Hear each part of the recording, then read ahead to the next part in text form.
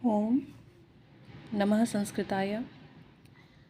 प्यारे साथियों, विद्यार्थीगण, मैं आप लोगों के साथ आज अपने वो नोट्स शेयर करना चाहती हूँ जिनकी मदद से मैंने अपने स्टेट लेवल की टैट और नेट का एग्ज़ाम क्वालिफ़ाई किया था। तो मुझे लगा कि क्यों ना दूसरे विद्यार्थियों की भी मदद की जाए। उम्मीद है कि इसमें जो कंटेंट मैं आप लोगों को दे रही हूँ वो आपको पसंद आएगा। देखिए, मेरे पास इतना ज़्यादा समय नहीं है कि टाइपिंग करके वीडियो बनाई जाए और उसको अलग अलग तरीके से सजाकर आप लोगों के सामने रखा जाए, क्योंकि मैं अभी भी पढ़ रही हूँ। कई तरह के फॉर्म्स फिल किए हुए हैं, लेकिन मुझे लगता है कि ये जो नोट्स हैं ये आप लोगों के लिए फ़ायदेमंद होंगे। तो उम्मीद है कि आप लोग कंटेंट की क्वालिटी पर ध्यान देंगे, ना कि वीडियो की क्वालिटी पर। फिर भी कोशिश करूँगी कि अच्छे से आप लोगों को समझाया जाए जो भी मैंने लिखा है।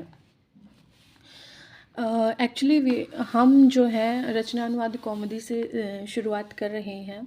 रचनानुवाद कौमुदी, आप यकीन मानिए, अगर इस पुस्तक के महत्वपूर्ण बिंदुओं को, महत्वपूर्ण टॉपिक्स को आपने अच्छे से कर लिया।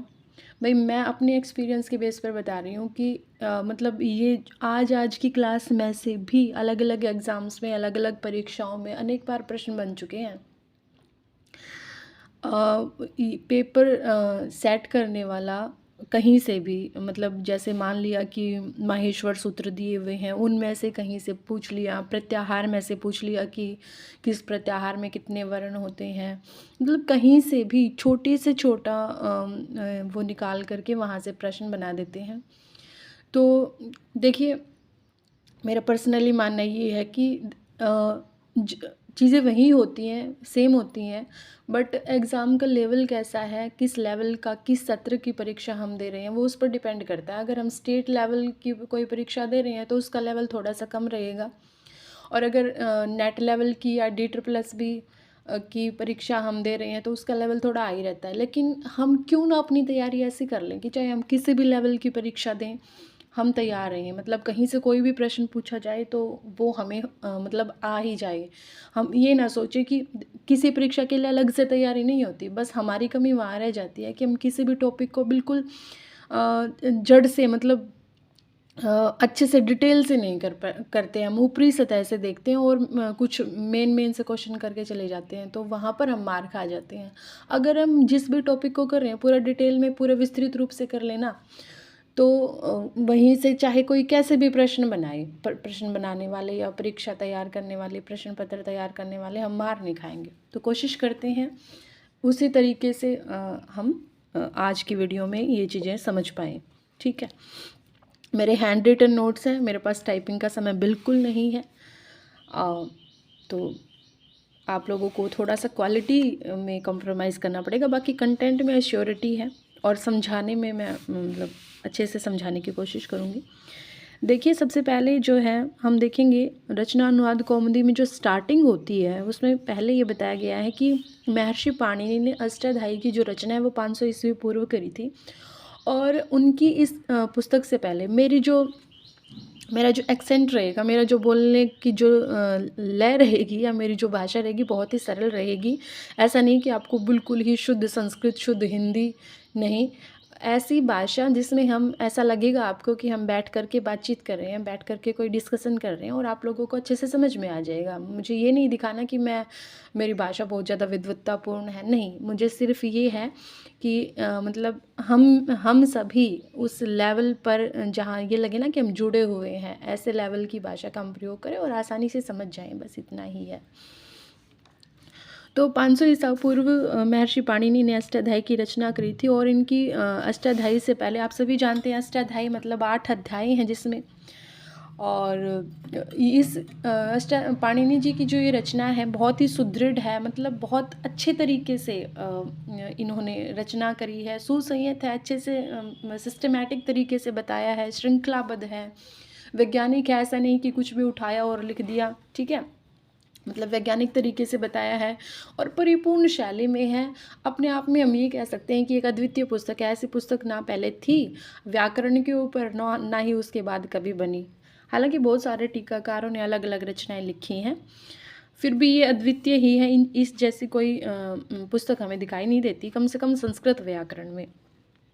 तो पाणिनि जी ने क्या किया, शब्दजाल को संक्षिप्त करने के 6 साधन बताए। आप लोग सोचोगे कि मैम शब्दजाल की आवश्यकता, शब्दजाल को संक्षिप्त करने की ज़रूरत क्यों पड़ी? देखिए उस टाइम पर जो है ना, लेखन सामग्री का इतना ज़्यादा मतलब उपलब्धता नहीं थी, इतनी ज़्यादा अवेलेबिलिटी नहीं थी। लेखन सामग्री, लिखने की जो सामग्रियाँ होती थी वो कम मात्रा में होती थी, तो शायद इसीलिए, और ताकि हम लोग आसानी से याद कर सकें, स्मरण रखा जा सके, इसलिए उन्होंने 6 साधन बताए, ताकि हम पूरे शब्दों को, जितना भी पूरा मतलब वो कहते हैं ना शब्दकोश होता है, उनको छोटा बनाने के लिए, संक्षिप्त करने के लिए उन्होंने प्रत्याहार, अनुबंध, गणपाठ, संज्ञाएं जैसे घ संज्ञा, टी संज्ञा, लुक, शलु, गु आदि, अनुवृत्ति, असिद्ध, इन सब सारी चीज़ों का उन्होंने ये 6 तरीके बताए, 6 साधन बताए कि भाई इस तरह से हम जो है सारे संस्कृत के शब्दों को संक्षिप्त रूप में व्यवस्थित कर सकते हैं और आसानी से याद कर सकते हैं।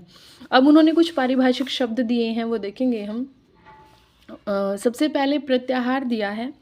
प्रत्याहार का अर्थ होता है संक्षिप्त कथन, छोटे रूप में कहना। इनका आधार जो है, इन प्रत्याहारों का आधार 14 माहेश्वर सूत्र है। आप सभी जानते हैं 14 माहेश्वर सूत्रों की जो उत्पत्ति हुई है वो भगवान शिव के डमरू से मानी जाती है ना, भगवान शिव के डमरू से मानी जाती है। और वो 14 माहेश्वर सूत्र यहाँ दिए हुए हैं। अ ई ऊ ण री ल री क ए ओ अंग ए ऐ औ च ह य व र ट ल ण। ऐसे नहीं बोलना ऐ ऊण री ल री के ओ अंग ऐ ओ छ व र ट ल ण। हम याद करने के लिए ऐसे कर सकते हैं, मैंने भी ऐसे ही किया था, लेकिन बोलना सही तरीका यही होता है य म ग ण न झ भ य ग ढ ध श ज ब ग ड द श। इसमें ना कई बार प्रश्न इस तरह से पूछा जाता है कि माहेश्वर सूत्रों में जो क्रम दिया हुआ है ना, जो वर्णों का क्रम है वो कैसे दिया हुआ है, वो क्रम है ना, सबसे पहले स्वर दिए हुए हैं। आप देखिए अ ई ऊ ण री ल री, है ना, ये सारे स्वर हैं। एक और बात, जो अंतिम वर्ण जो होते हैं ना सारे, ये जो हलंत वर्ण आपको दिख रहे हैं, ये सारे जो है सिर्फ पूर्ति के लिए दिए हुए हैं, ये इनको गिना नहीं जाता, इनकी गिनती नहीं की जाती, ये इत संज्ञक होते हैं, यानी कि इनका लोप हो जाता है। ठीक है, तो इस तरह से ये 14 माहेश्वर सूत्र हैं, यहाँ तक दिए हुए हैं, हल तक। अब देखिए अ से स्टार्टिंग हो रही है, अ से शुरुआत हो रही है और ल पे समाप्त हो रहा है। इसका मतलब अ ल, अल में सारे ही वर्ण आ जाते हैं। जब आपको कहीं अल लिखा दिखे ना, अल, इसका अर्थ है समस्त वर्णमाला। ठीक है, इसका अर्थ है समस्त वर्णमाला। ठीक है, और जहाँ कहीं पर हल दिखता है हमें, हम सब जानते हैं ये वाला हल नहीं, यहाँ से यहाँ तक, इसका अर्थ होता है व्यंजन। और एक बात ध्यान रखने की है, कई बार ये प्रश्न पूछा जा चुका है कि क्या कहते हैं, माहेश्वर सूत्रों में किस वर्ण की प्रत्याहार में किस वर्ण की पुनरावृत्ति हुई है। तो है वर्ण की पुनरावृत्ति देखी जाती है, और कोई ऐसा वर्ण नहीं है जो 2 बार आया हो, हाल एक बार यहाँ आया है और एक बार यहाँ आया है। ठीक है, चलिए आगे चलते हैं। सॉरी,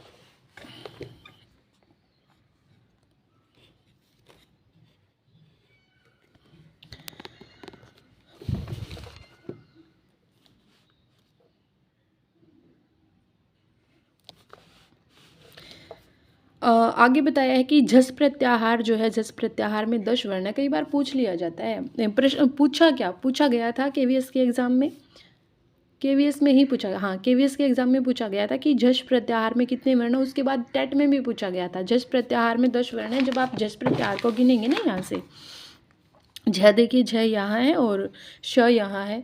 ठीक है, तो इनके बीच में देखिए कितने वर्ण आए हुए हैं। मैंने आपको बताया था कि जो इत संज्ञक है ना, हलंत वाले वर्ण, इनको नहीं गिनना। 1 2 3,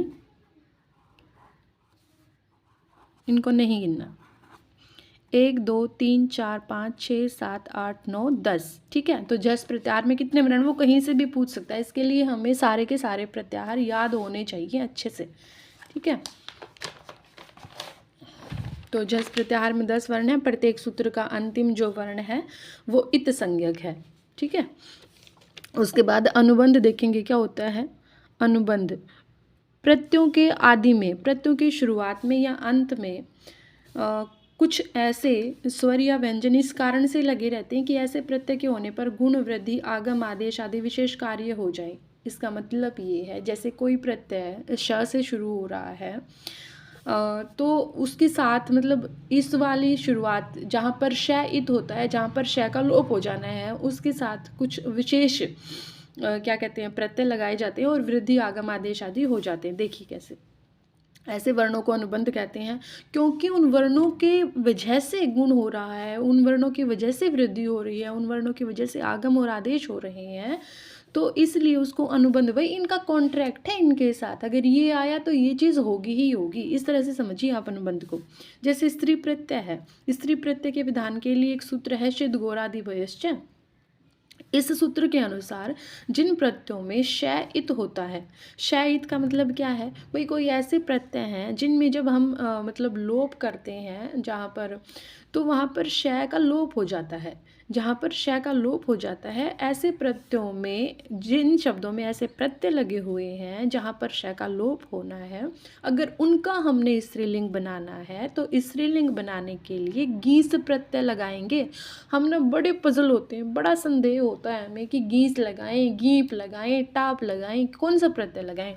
तो उन्होंने ये कहा कि भाई जहाँ पर पुल्लिंग शब्द ऐसा दिया हुआ है जिसमें शित प्रत्यय लगा हुआ है, जैसे रजक शब्द है, रजक शब्द बना कैसे, रंज धातु में श्वन प्रत्यय लगाया, ठीक है। तो ये जो श्वन प्रत्यय है ना, ये शित प्रत्यय है। क्यों? क्योंकि इसके श का लोप हो जाना है। जब हम इसका मतलब लोप के बाद जब हम इसकी संधि करते हैं ना, तो यहाँ पर सिर्फ वू बचता है और वू को अकादेश हो जाता है, फिर रजक बन जाता है। तो ये जो श्वन प्रत्यय है ये शित है, यानी कि श इत है इसका, इसके श का लोप होना है। तो जहाँ पर ऐसे प्रत्यय लगे हुए हों जहाँ जिसका श इत है, वहाँ पर अगर हमें स्त्रीलिंग बनाना है तो वहाँ पर हम आँख बंद करके गीस प्रत्यय लगा देंगे। कौन सा लगा देंगे? गीस प्रत्यय। तो शवुन प्रत्यय आया है, इसमें शायद संज्ञक है, इसलिए रजक शब्द में हमने गीश प्रत्यय लगा करके ई बचा और रजक में ई जोड़ने से क्या बन गया? रजकी। रजकी शब्द हमारा बन गया, ठीक है। ये बात समझ में आ गई।